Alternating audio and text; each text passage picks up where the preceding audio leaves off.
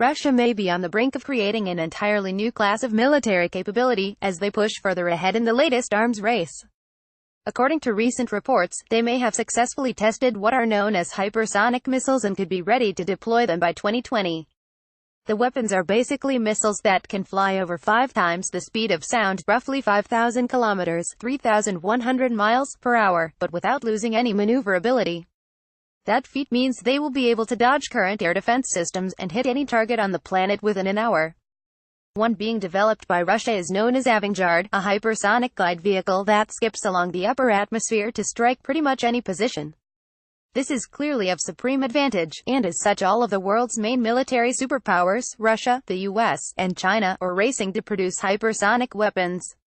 However, they are not alone in this endeavor. It is thought that both France and India are also attempting to develop their own versions too, with other nations likely on the same path.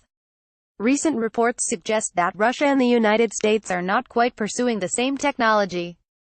While the U.S. military has been working to create hypersonic missiles with standard warheads, the Russians are thought to be working towards nuclear-armed hypersonic weapons.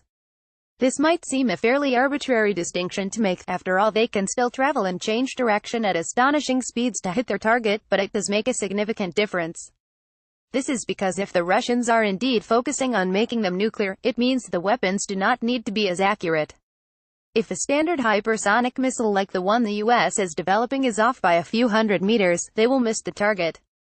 On the other hand, if a nuclear hypersonic weapon is off by a similar distance, the target will still be obliterated. The precision of their weapons affects how difficult they are to produce. So, while the U.S. military is still thought to be perfecting their high-precision weapons, many think that Russia is well on its way to manufacturing cruder, but potentially more devastating, devices. If the Russians are to be believed, then this could be as early as 2020. None of this has gone unnoticed by the U.S. government.